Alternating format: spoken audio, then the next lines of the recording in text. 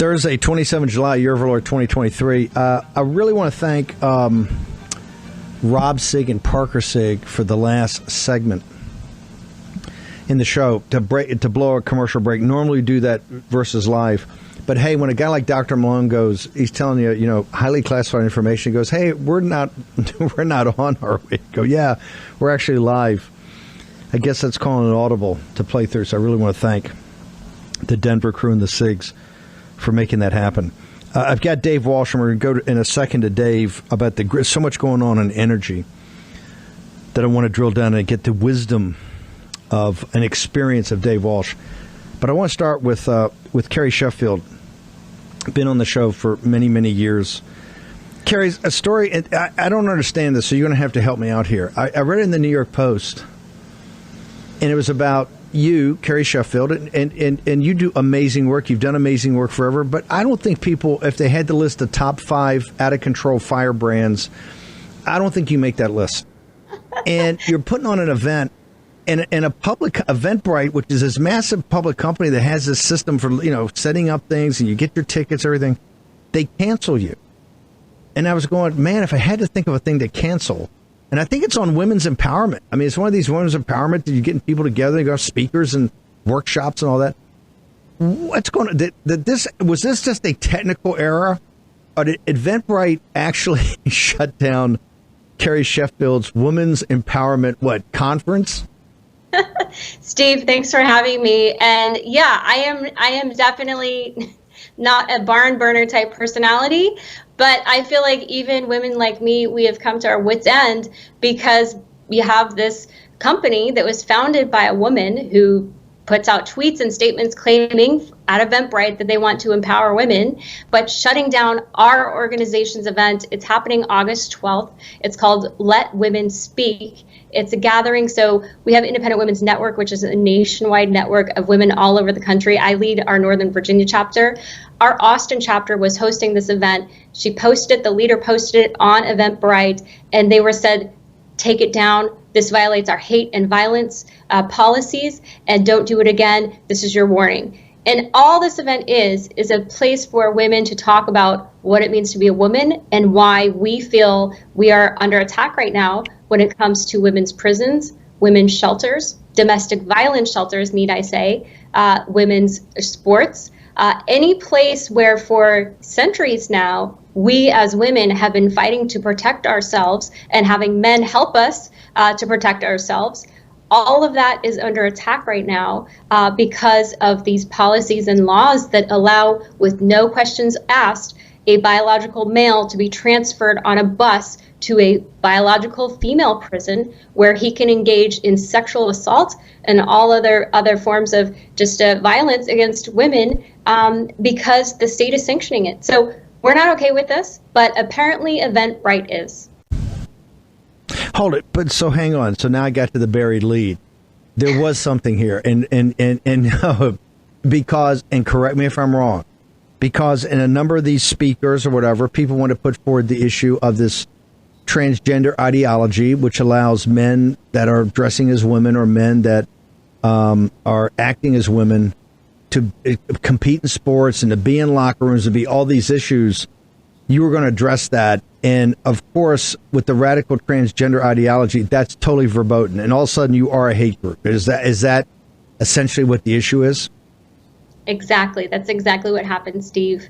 And we sent an open letter to EventBrite. Our communications director was followed on Twitter by EventBrite, sent a direct message to them. We've gotten no response to requests to put the event back up. And so we actually, if your readers or your viewers want to go and click through on my New York Post website article, I have a link to where you can directly contact the CEO of EventBrite and ask to get this event put back up. And look, I'm not, I believe in free and open competition in the marketplace, but this, I think, is viewpoint discrimination. I think this crosses the line, and we're looking at our options here as far as there is precedence for viewpoint discrimination is not supposed to be allowed, and then like sexual discrimination, that this website is discriminating against us as women. You're not supposed to discriminate against your consumers based on. So we're upset. And again, if you all want to help us, contact the CEO, flood the lines for them, flood their email boxes to EventBrite and say this is not allowed.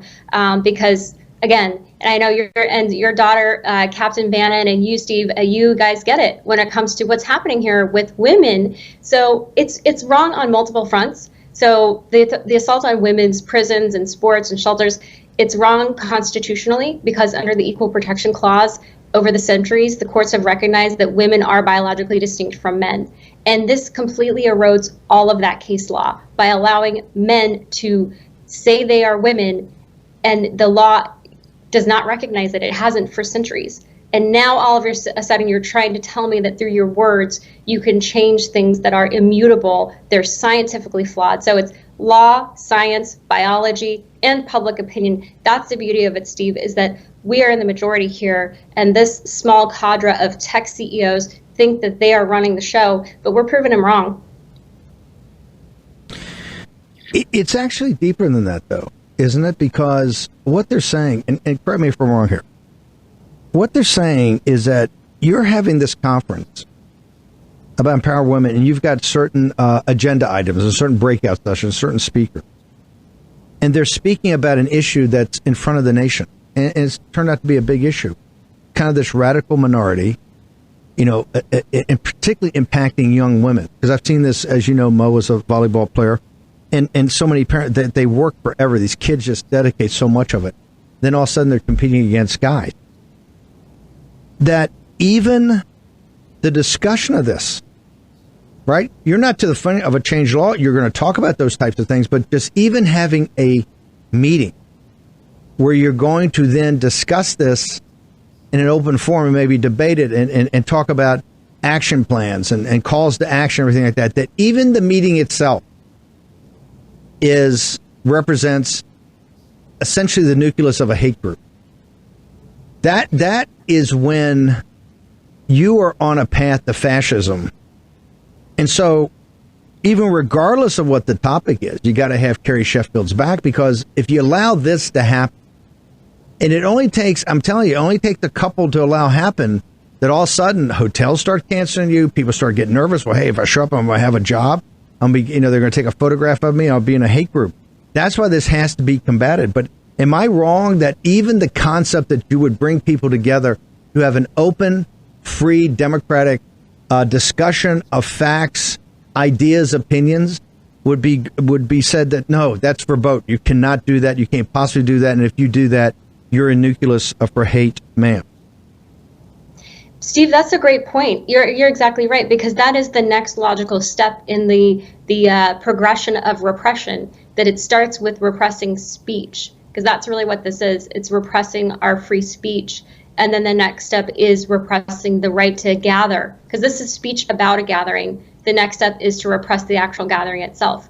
And so you're absolutely right. The basic Bill of Rights that outlines our ability to peaceably assemble, we already know those are under assault. We also see it in Canada to the north with the truckers and I mean, so many during COVID, the Bill of Rights was completely in the U.S. thrown in the toilet. So that's part of why we are making such a stink about this, because it in the ideology, as we know, this transgender ideology, it is Marxist in nature. It's just one of the strands of critical theory, which was founded, critical race theory, critical gender theory. It is a much deeper, systemic, if you will, as they like to use that word, threat, because it does seek to undermine the notion of gender, because from their perspective, that is hierarchical, that male and female, that inherently, and sort of the Barbie movie gets into this, which I will not give them my money at this point, but from what I've heard of the reviews, that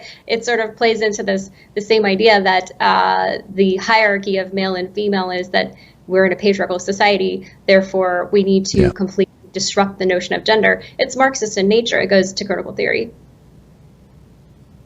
No, the amazing thing here is that what you're discussing, when the questions are asked properly and not sneakily, but asked properly, this is a 80-20, 90-10.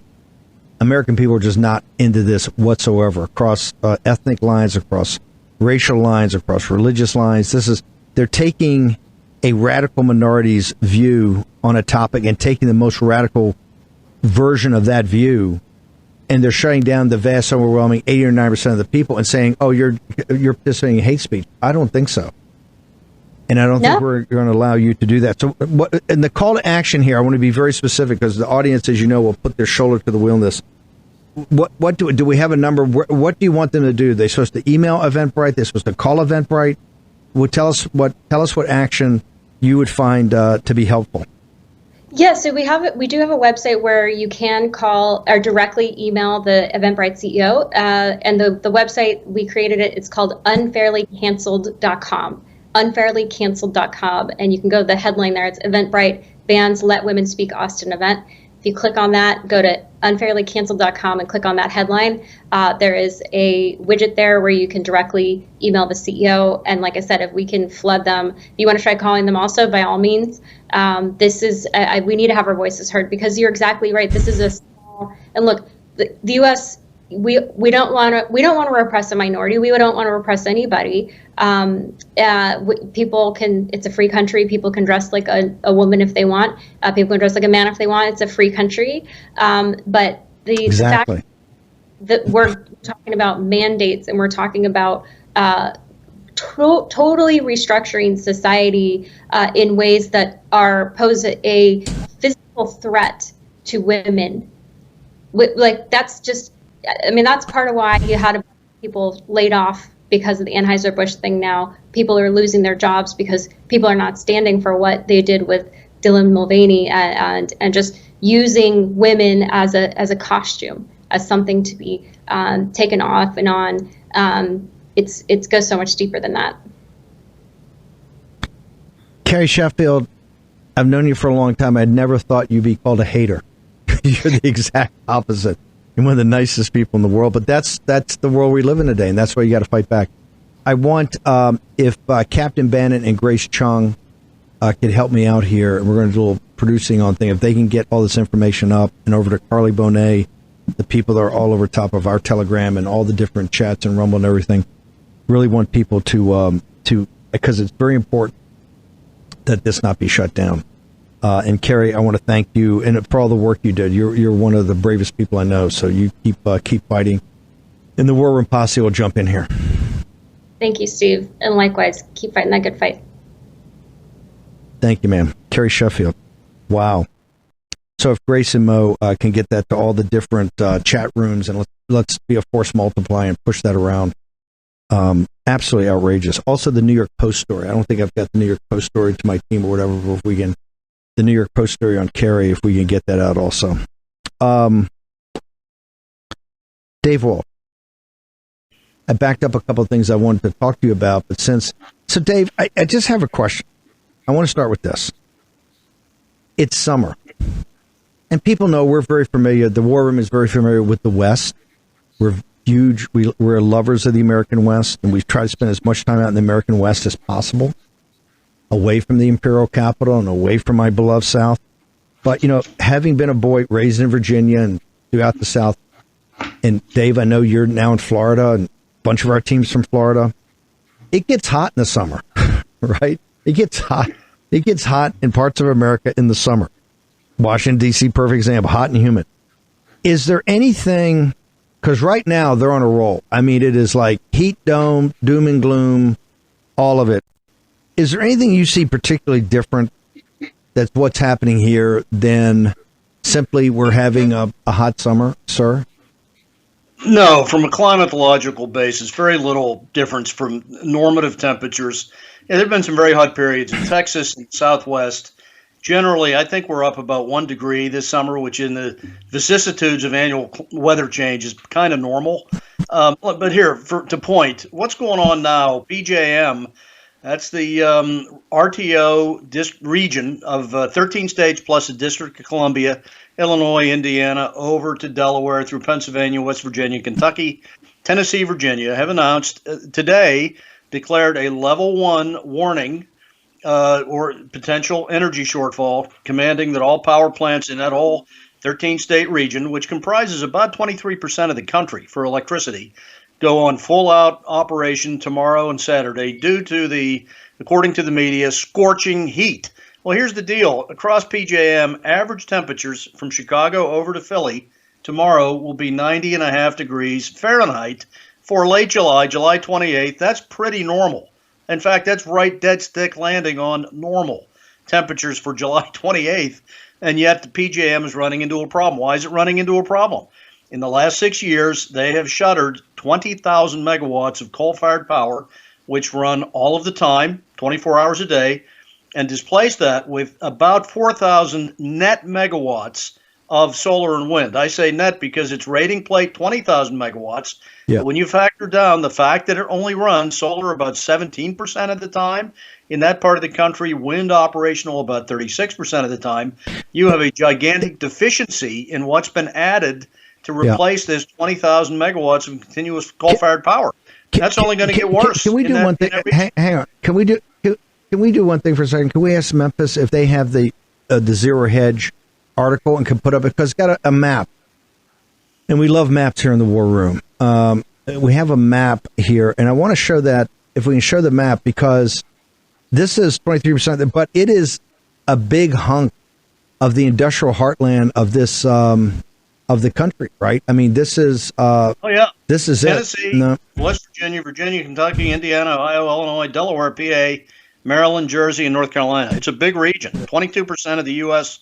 electrical demand in that region, and the weather is normal for July. 90.5 degrees on average. I'm sorry, that's about where it ought to be. It's not because of the weather.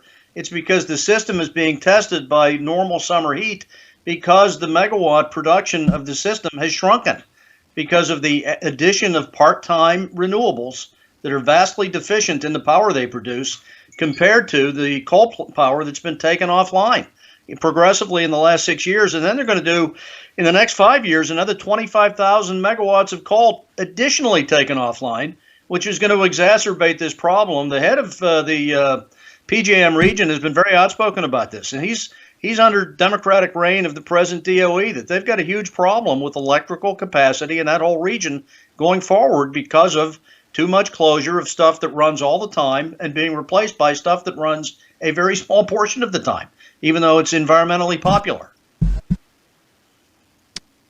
Right there, if you see that, that's on Zero Hedge. It has that. I want that map, because that map is pretty shocking. When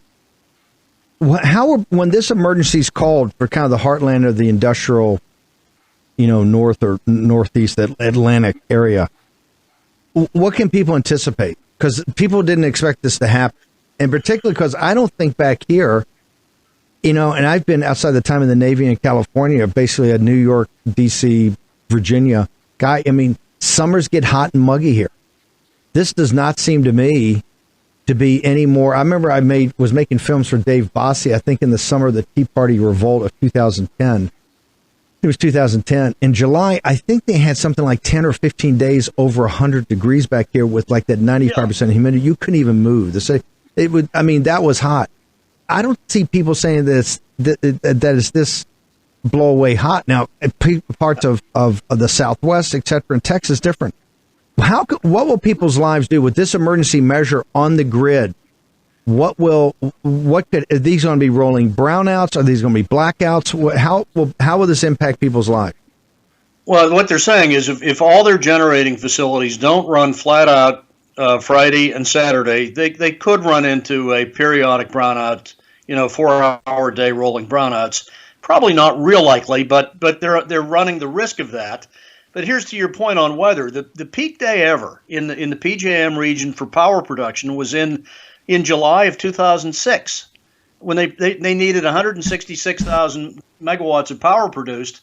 We're talking tomorrow 10,000 megawatts less than that.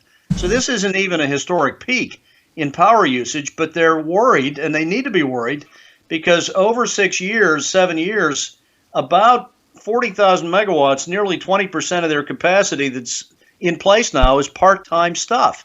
And that back in 2006, that wasn't the case. At that time, your entire generation base was continuous duty, base load, on demand. Again, on demand means hit the start button, a machine starts, it produces electricity on human command. Now, with this massive introduction of nature-based renewables that are intermittent and not controlled by mankind when they start and stop, but by nature, you can't rely on a huge gob of the 250,000 megawatts of electricity now produced in MISO in PJM because they're renewables and they run only on average about 22% of the day. And you don't know when that's going to be. Solar, you do know, it's not going to be there at night and not in the early morning. The vicissitudes of the wind are unpredictable day to day. So you've displaced continuous duty power from 15 years ago with intermittent power. That's the problem. It's not the weather. The peak day ever was back in 2006. And everyone knows the period from 1930 to 1942 was intensely hotter than this. This is not beyond the normal range of temperature modulation over time. Okay. I finally got the map. I want to thank Memphis. I want to thank my crack team here. You don't need to show me. Let's get the map back up. As soon as they get the map, they cut it away. Okay, there we go. Okay, walk me through. What does that map tell me right there for the TV audience? And this is why, if you're listening on radio or the podcast, you got to go to warroom.org and get our email every day because we put out all the charts and graphs. Grace and the team puts out all the charts and graphs that we use so you can get it. What am I looking at right there, Dave Wall? Yeah, that's from Illinois over to Delaware, Maryland, down to Virginia. That's PJM. That's the interconnection called PJM. But then Tennessee, North Carolina are also a part of it. I mean, that's the heart of the nation. That's 22% of the U.S. electricity consumption and supply. And that region, that FERC region, has already declared even 2 months ago that it's got a significant 5-year out issue with lack of continuous duty generation because of all of the solar and wind that has been built out in place of continuous duty power stations. So that's the heart of the country, including Pennsylvania, which is some of the largest gas fields in the world, has the same issue because it's closed down enormous number of coal plants that run all the time. So we're really it's one looking thing, at and don't take don't take this. Well, I want to get to this. Don't take this the wrong way because I know you're a Florida guy. It's one thing to have Florida, or maybe even before the explosion of Phoenix now as a major tech center. It's one thing to have Arizona to have issues in Florida. There's many good folk there, but it's not industrial power base. When you talk Texas, and when you talk the basically industrial heart or the commercial heart of the nation right here, all of a sudden that's a different deal. We're like, are we a third world country? You've talked about the grid in Texas has been up for brownouts for the entire summer, and now we're talking about this is a game changer in the fact that that's not the United States, and this is not about a bunch of air conditioning being cut off at the villages in Florida. God bless the villages, or out in the Arizona desert. Right, because Phoenix is getting there, but not there. But I'm talking Texas, which is a major industrial power now, not just agriculture or oil and gas, but becoming a major industrial. And right there, that's the heart of the nation. That's the heart of the commercial part of the nation. And you're saying, hey, they're telling us if they don't run at full capacity for the next couple of days, next week, you can start having flat out. You can start having brownouts. That's third world. That's developing nation stuff. Am I wrong in any of that, Dave Walsh? Totally correct. You cannot have an industrialized, developed, robust economic, developed society without full-time, flat-out, 100% of the time available and cost-abundant, cost-effective electricity. That powers steel plants, mini mills, car plants, petrochemical facilities, paper mills, aluminum smelters, all server centers, the making of semiconductors, electronic products, all massively dependent on huge quantities of uninterruptible, high-quality electricity. We're running out of that in this country, which winds up deferring heavy manufacturing offshore because we're increasingly lacking the baseload power to have factories in this country.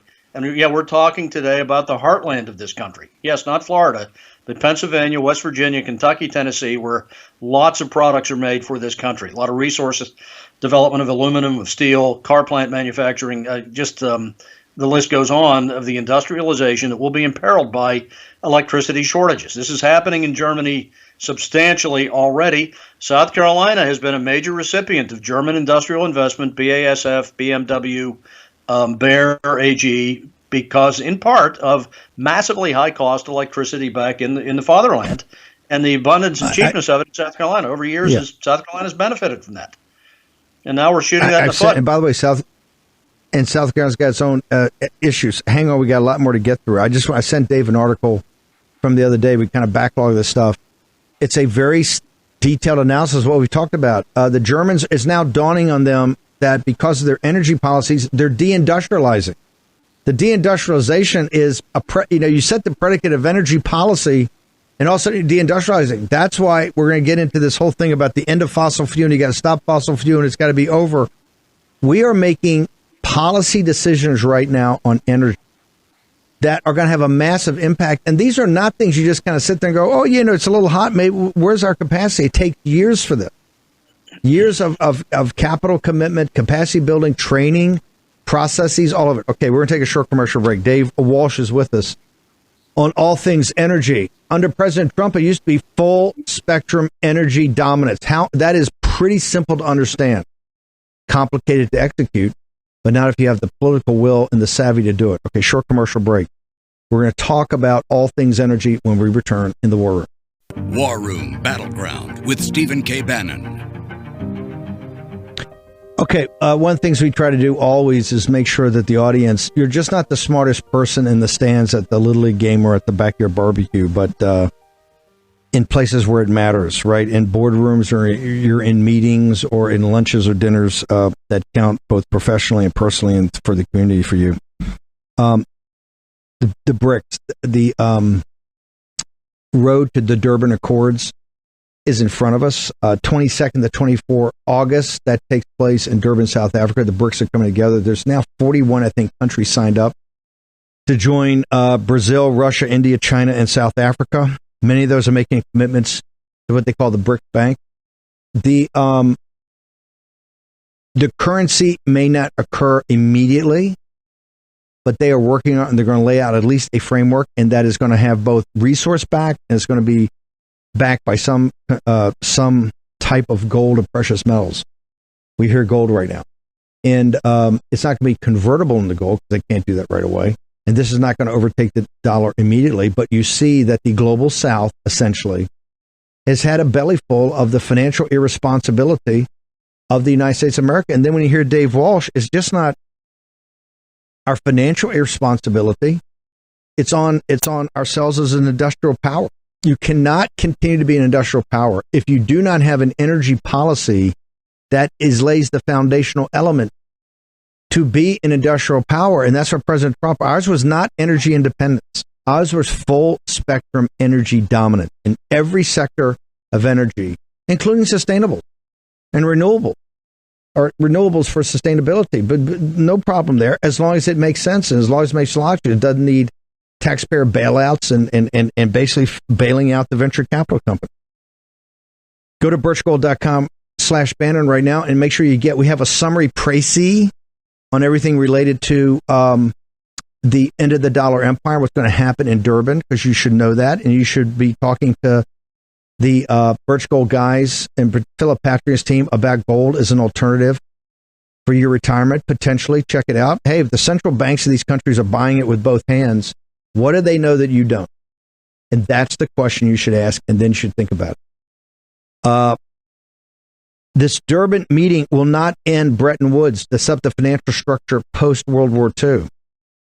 But I will tell you, the Global South have as many smart guys and men and women that went to Harvard and went to Sloan and went to the University of Chicago, and they can work in HP12C. They can do discounted cash flows, and they are every bit as bright as everybody in this country. So just understand, they're not going to have their purchasing power hit by 10% a year. I think it's 17% since the Biden regime came in. And Dave Walsh, here's the other thing. And I know this because I have conversations with people in India and Japan, all over the world, particularly, in the anti-CCP movement that I lead. The one thing, these people are incredibly rational and focused. And the reason is their countries are in the developing process. It's like America back with the revolutionary generation, or back with Presidents Andrew Jackson and Abraham Lincoln. They don't have the margin of error of being stupid. They don't have the margin of error of being silly or irrational. They look at us and they can't quite figure out what's going on. So, Dave, it's almost like a cult ideology. I'm hearing government officials coming on TV and they're saying, we got to end fossil fuel. The reason we can't do this, we have to end fossil fuel immediately. and we can't have used fossil fuel after 2025 or 2030. They're making these proclamations and making decisions off of it. What backup? Is this an insanity, or is there some kind of fever that's taken over our elites that they just have this mantra? And now every night on TV, it's hot. It's the hottest it's ever been. I go, it's not the hottest it's ever been. I've been a Southern or East Coast kid in the Atlantic forever. It's like you said, it's 90 degrees. Baby, to give me I've seen summers where it's 98 all the time. You can't move and the humidity is so terrible. What is going on with our elites? Because the world elites, and this is what's so important about Durban, they've had a belly full of it. And a lot of these people are our sworn enemies. Some of them happen to be our allies and want us to succeed and be the leader of this. But they sit there and look at the irrationality, the irresponsibility on the fiscal side, the irresponsibility on the monetary side, and they look at the exact insanity. And I look no farther than Germany, the second or third greatest industrial power in the world, that is actively deindustrializing. Now that is all in these articles, deindustrializing. Why? Because of energy policy. Dave Walsh. Well, they're deindustrializing because environmental policy in their minds is running everything. They have no rational energy policy. And now they're coming to grips with, if you're into this net zero CO2, anti-CO2 decarbonization thing, you can't have basic steel making. You can't have auto assembly. You can't have petrochemical plants, chemical plants, which, by the way, has been a big industry in Germany. You can't have any of that. You can't have aluminum smelting, specialty steel making, if you're a real net zero advocate.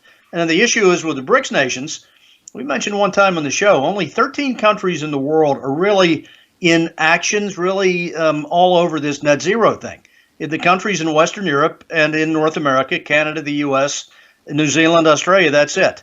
The balance of countries, about 180 in number, are all about developing their economies as robustly as they can for the people living in those economies, for developing manufacturing, basic manufacturing, production of durable goods, and a currency that's dependent on valuable assets such as commoditized gold, silver, copper, lithium, and also on energy, natural gas, oil, and coal as the basis of currency value makes a compelling sense, as opposed to dependence on governments who simply print currency and raise taxes incessantly and hope that their currency would somehow remain strong while abandoning manufacturing, which is what's happening in the 13 countries. So this is that their view on this isn't going to change.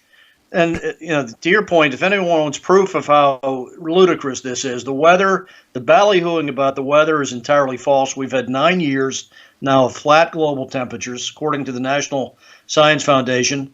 And we've also had, this binge now of the seeking by these same BRICS nations, in case of some of them, of climate reparations, which really shows what this has been all about. Wealth transfer, sponsored by the Chinese to nations who have feel as though that's yet another way or rationalization to take money out of the West. Climate reparations. So these issues prove what this agenda has been all about. It's not about science whatsoever. Hang on. Use the R word. Go back. When you say climate reparations, what do you mean? They want a transfer. They're saying that your industrialization process damaged us because it damaged the Earth systems. You owe us. So let's have a wealth transfer. How does that work? Well, the United Nations COP27 environmental conference last year put forward a notional massive wealth transfer over a 10-year period to developing nations damaged by Western Europe, the U.S., Japan, industrial last 50 years, carbon damage to them that China, India, the sub-Saharan African nations, South American nations should be paid reparations for the past climate damage caused by the developed West.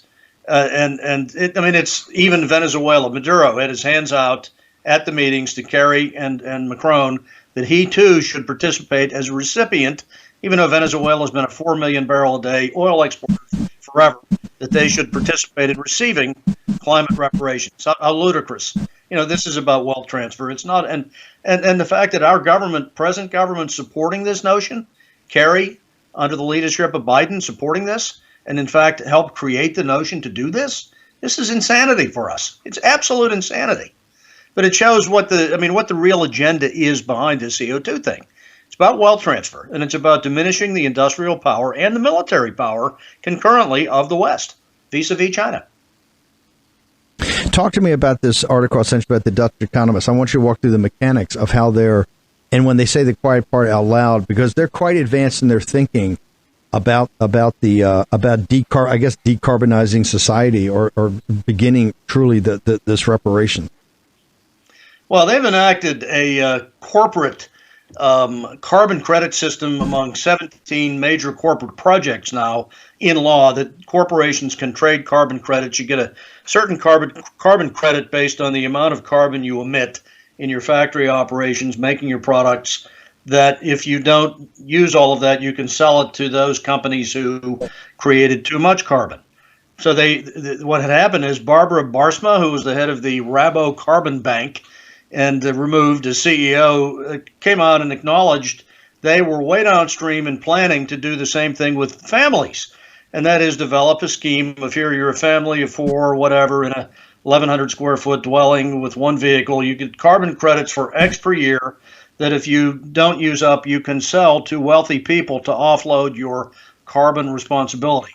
And through this, basically have the rich feel as though they're subsidizing the poor by buying their carbon credits so that they can continue to emit massive quantities of carbon as wealthy folks by buying the credits from the poor. The whole scheme. But it's deeper. It's deeper than that. I want you to go back and give me a couple minutes on why they are obsessed with carbon as the control mechanism for society, because they're doing it with the corporations and they've got these exchanges to do it. But she said the quiet part out loud in the fact that, but our real plan is to put it that it's a social credit score for the families, and yes, they'll have the ability. The wealthy and their great benefiting and philanthropically source, and these guys will do it. But the key is that they will have a control mechanism to basically control you on a social credit score about your family's carbon footprint. Why is it carbon? Why have they chosen carbon as the mechanism to control it? Well, it becomes a heuristic for measuring social behavior. Yes, a social credit score that if you use less carbon, drive less, have less home heating, less home cooling, less beef consumption probably in the mix, you then generate the ability to sell unused credits to the wealthy and have the wealthy feel as though they're helping out through this process of really a credit score based on your carbon use, which is a way of control. Remember, Holland is in the middle of trying to buy out 40% of the family farms in Holland to eliminate the pollution caused by gas created fertilizers, ammonia being the main one that they want to eliminate the use of on farms by buying out 40% of the family farms in the most productive farming nation in the world for the same reason, using this carbon thing as a raison d'etre of control. It's about that. It's not about the environment, because these same nations, the Western European nations, were up in arms over Biden's first climate act because the U.S. had jumped ahead of them in even more egregiously aggressive subsidies for decarbonization. So they became angry over that imbalance in subsidies, not about the environment. This is entirely a control mechanism. Talk to me. I want to. This show is about activists. The show is about empowering people, and so people can use their agency. We just had an experience in Rhode Island with Dave Walsh. Walk us through the whole thing and what happened, what you represent, and how citizens were able to take action. Well, Steve, I don't say it enough. I'm incredibly indebted to you for this forum to talk about real energy issues so publicly. And I had a terrific example of that. A few weeks ago, I was asked to appear on a radio show in Providence. Good guy by the name of John Laughlin has a weekend radio show. He won it about 7 weeks ago. An analytic on their Revolution Wind 1,000 megawatt offshore wind project. Does it make sense or not make sense? So I got on. I reminded his audience, hey, you guys are second in the nation with the highest energy cost per capita for electricity. Hawaii's highest at 45 cents. New Hampshire, Rhode Island, Mass tied at about 32 cents a kilowatt hour, more than double the national average. So you're being egregiously taken advantage of by a wind farm that's only going to produce 420 megawatts of electricity and cost ratepayers $3.5 billion to build. Offshore wind, when you factor the 20-year life of it compared to nuclear is 40, is the most expensive source of energy in the world beside conventional nuclear. Utterly senseless, particularly because it works 42% of the time, and the cost of that is 9 times higher than building a conventional combined cycle gas-fired plant that recycles its exhaust for 50% more energy. This stuff is offshore wind 9 times more expensive. So I claim to the folks up there, hey, you're being taken advantage of because your rates are so high already that companies like Ørsted, European company building this, can come in and tell you they're not going to raise your rates any further. But this isn't going to reduce rates. This is not free energy. This is the most expensive energy in the world when you amortize the cost of an offshore wind farm. Well, lo and behold, last week, the State Public Service Commission rejected investing in the Revolution Wind project. Now, even to be around talking about it to their citizenry, I think was an important avenue to getting some notoriety on an economic basis. These projects are utterly senseless except for the developer who's building them and going to rape the ratepayers with 31-cent electricity that's part-time, intermittent, and non-operational 58% of the time. So apparently that argument resonated, and the project has been declined by the Public Service Commission. So on the basis of being too costly. So very happy. But Steve, without this forum you've provided and folks hearing it, that kind of audience wouldn't be available to hear the truth about this stuff. People want information. They want information in their own lives, and you do such a great job. Where on social media do they go to get you, Dave? Because you've become a game changer, and I really want to say thanks everybody in Rhode Island for allowing Dave Walsh to have that platform up there, and good things happen. You get I'm sure nobody knew any of the details or any of the math about it until you were able to expose it, and that's what we try to do here. To your point, people in all parts of the country are willing to hear this. All parts of the country. It's rather amazing. It's not limited here in the Southeast. And you can find me on Dave Walsh Energy on Truth Social and Getter as well. Thank you, Steve. Appreciate it. Dave Walsh, thank you very much. Breaking news, my staff has just handed me that President Trump has been charged with 2 more, major felonies by Jack Smith in the Mar-a-Lago case. And this has been charged with deleting security footage. Quote, Daily Mail's lead story, Trump wanted the server wiped. All types of information about this. So we'll get more into this tomorrow morning at 10 o'clock. We're going to have quite a show tomorrow. We're going to have Liz Wheeler. Remember, Liz is an anchor, I think, over One America's Voice Radio. Is just incredibly, got her own site, just an incredible news person. We have Alex Jones. Alex is going to walk through both what's happening. He was shocked by this hearing. He's going to give his own take on it. And some new information he's come up with. Also talk about his book, The Great Awakening. Nancy Mace is also going to join us with what's going on, and I'm sure it's going to be the firestorm around the president's, the lawfare against the president. But also, she asked some brutally tough questions, got some shocking answers about non-human biologics, all of it. Nancy Mace is going to be here to join us. And Rudy Giuliani. Rudy's going to finally get a chance to walk through what's really happened in this Georgia situation. According to Rudy and others around him, it's a big misinterpretation. He wants to make sure the record's set straight, and we always have time. Rudy Giuliani. So back here at 10 o'clock tomorrow morning. Make sure home title lock. I do not want anybody having one of these bad guys in cyber all of a sudden take your title, take a second mortgage out on it with a hard money lender at high interest rates, and then you got to pay it back. That would be a shot below the waterline for most of the nation. Make sure it doesn't happen. HomeTitleLock.com. Go check it out. And make sure you go visit the events here. We're on the Lindell Network for the 6 o'clock show. Mike Lindell, Lindell events for the 16th and 17th. We want everybody to be watching this online, and we want everybody to push it as a force multiplier. Mike's going to walk through the plan, and obviously that's getting to be pretty contentious, so we want everybody there. 10 o'clock tomorrow. The show in the morning, I keep committing to you, it's going to be on fire. Plus this weekend we're going to have an incredible show that we're working on right now. Okay. Leave you with one of the great songs of the sea. We'll see you tomorrow morning in the War Room, 10 a.m.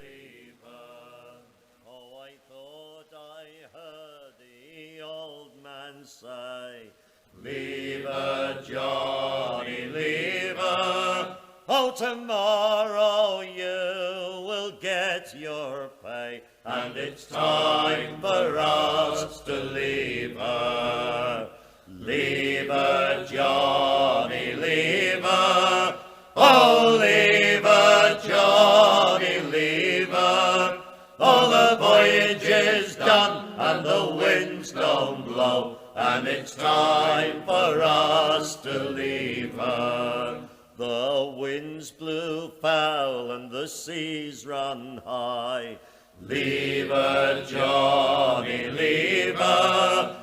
We shipped 'em green and none went by, and it's time for us to leave her.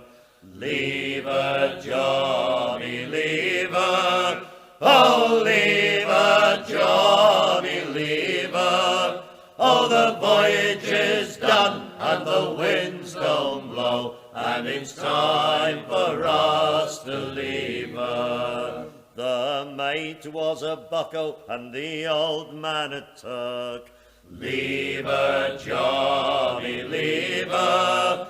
And the boatswain was a beggar with a middle name of work, and it's time for us to leave her.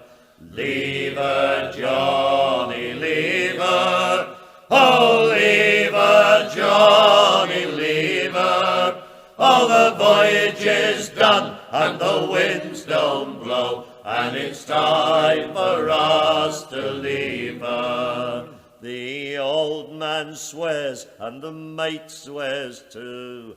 Leave her, Johnny, leave her. The crew all swear, and so would you, and it's time for us to leave her.